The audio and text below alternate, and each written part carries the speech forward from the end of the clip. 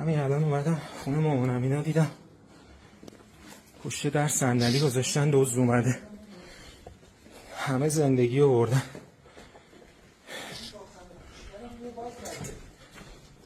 همه چی رو بردن، شیشه رو شکوندن، از بالکن اومدن تو.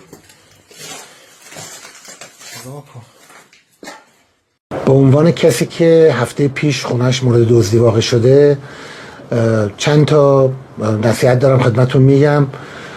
یکی این که اولا مهم نیست که کدوم طبقه ساختمون باشید، طبقه اول یا طبقه هشتم، هر طبقه هستین حتما برای پنجره ها حفاظ بذارید و گارد بذارید.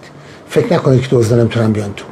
دوم این که از طلا جواهری که دارید دزدگیر داشته باشید، دزدگیر داشته باشید و از دزدگیرتون استفاده کنید. اون اشتباهی که ما کردیم که دزدگیرمون خاموش بود نکنید. سوم از طلا جواهرتون حتما عکس بگیرید. چهارم این که حتما یه گاف صندوق مناسب و خوب بخرید، توی خونه بذارید ولی خالی. این وقت دزدا رو میگیره برای اینکه بخوام بازش کنن یا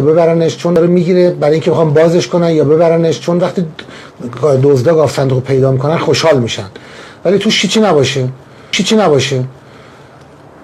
پنجم این که مواظب دست چکتون باشید. اگه دست چکتون مورد سرقت واقع بشه یا توی جایی باشه که دزد ورداره و حتی چک سفید هم داشته باشه، پروسه سختی داره. بعد برین دادگاه حکم بگیرید، به بانک اعلام کنید و باز هم اگر